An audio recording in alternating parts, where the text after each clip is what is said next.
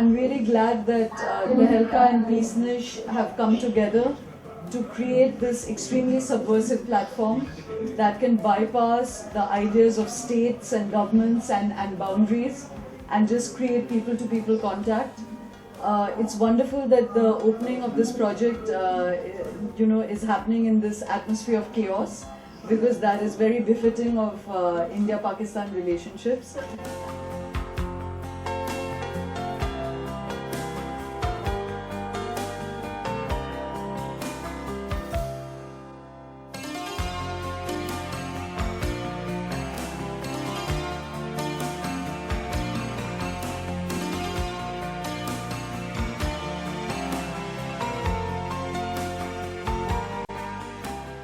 I am joined here by my friend and writer from Indie Reads, Parul Tyagi. Hi everyone, happy Independence Day to all of you. We'll do excerpt readings from our book and not the whole book, and we've been told that you guys are restless there, so you'll just have to hold on for say another 5 minutes. My story for this anthology is Anjum, and I will do a little bit of a reading for it. I hope I'm clear that side of the border as well. Anjum is putting her garbage out when I open my door. I smile hesitantly at her. She invites me for tea, but I shake my head and retreat into my house. I've only met her just once, and drinking tea at her place smacks too much of friendship. I don't see her for the next few days and decide to be more friendly when I see her next. Which is why I venture out and say hello the next time I see her opening her door. She is wearing a pretty rose pink salwar kameez. That's lovely, I find myself saying. Where did you get it from? She looks down and touches her top. ये लाहौर से है. आपको ऐसा जोड़ा चाहिए? I nod, and then it hits me. Wait a minute. Did she say Lahore? My head starts spinning. She's a Pakistani? I conceal my surprise. Ganesha, was it not bad enough that you got me married in Bombay? But to give me Pakistani neighbors is more than I can tolerate. I have nothing against any individual, but all those terrifying stories about the bloodshed and the gore? What were they doing in India? I mean, was it easy for them to be here? I can't believe it. A Paki in my building? On my floor? I stare at her as she smiles happily and invites me in for tea again. I don't remember what I say to get out of it. My story is titled Dressed to Kill. To give you a brief background on the story, it is about two girls, one Indian, one Pakistani. They are complete strangers to each other, and this story is about that one particular day when they happen to be in a same shop in Delhi's Chandni Chowk, and something happens at the shop where they are there to collect their wedding jodas, and what is it that happens that connects these two strangers for a lifetime. I'm reading a very small excerpt from the story. I hope it is intriguing enough for you to download it, and Dressed to Kill is the first story you read tonight.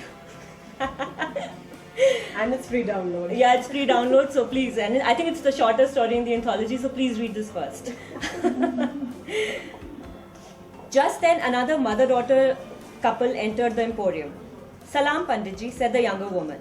She was almost an exact replica of Sejal, tall and slim with the same long dark hair. Panditji got up, and with the same measure of warmth he had accorded Sejal, he greeted the lovely bride-to-be. Welcome Salima Bitia, how are you doing? I can't put it into words. My stomach is churning and it feels as if all your Indian butterflies have joined their Pakistani peers inside it. Salima said, putting her hand nervously on her stomach. Panditji gave her a gentle pat on the head. Madam Hassan ka box leke aao. He called for the boy to repeat his processional act of carrying the box that contained a young bride's most prized possession. Salima was Panditji's customer from the other side of the border. His grandfather had dressed her grandmother and his father had dressed her mother. Like Sejal, this was also Salima's final visit to the shop. Here with her mother, she was going back home the next day on the afternoon flight. Salima had broadly explained what she wanted to the Master Ji on her first visit, and the rest of the communication had been via email. She had sent Pandit Ji the exact color, exact motifs, and the exact neckline cut that she wanted and couldn't wait to see the outcome. As Salima's lehenga was unwrapped, Rupa also decided to peek and see what exactly these people from faraway lands were getting. Panditji carefully lifted the lehenga and put it on a similar table in front of Salima and her mother. There was absolute quiet, like the silence before a storm. There were none of the happy bride responses that Panditji was accustomed to. No outbursts of excited happiness, no shrieks of joy, nothing. What is it, Salima beti? Sab theek hai na? Panditji dared to cut through the stillness. Salima looked up at him, her eyes brimming with tears. She managed to speak. But this is not, Panditji, this is not the color I sent you, she burst out. A minor earthquake was no doubt recorded in both countries.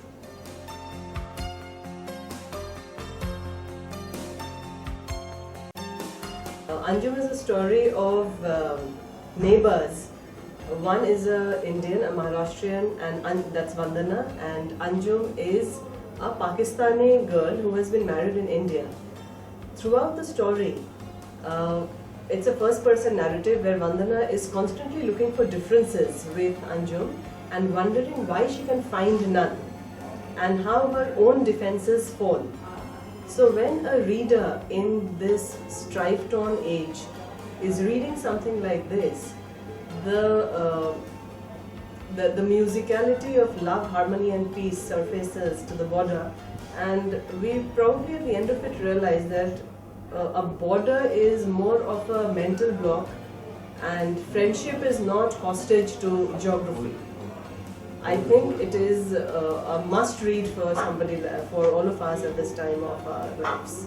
Thank you. My story is Dressed to Kill.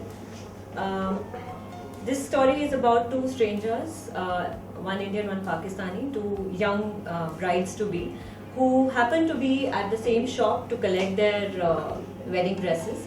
They are getting married on the same day, and they are there to collect their final pieces. And how one of them, I can't reveal who, one of them is disappointed with her joda, and how then the whole cliches and those notions, preconceived notions of neighbors, India and Pakistan being neighbors are not very positive to each other. Those notions and those cliches are broken by these two girls who belong to our generation.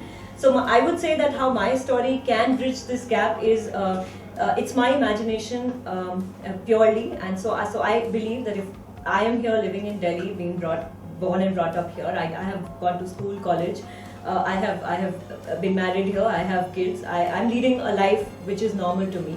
I believe that somewhere in Pakistan, who is also living the same life, she's doing things like I am doing, she's thinking things like I am thinking, and that one bridal joda is significant of that belief that it is very important thing for the both of us, because we are both brides, and how when something goes wrong with one of us, the other one comes up and shows up and helps the other, because she's the only one who understands that emotion, and that emotion is not written by you are an Indian, I am a Pakistani.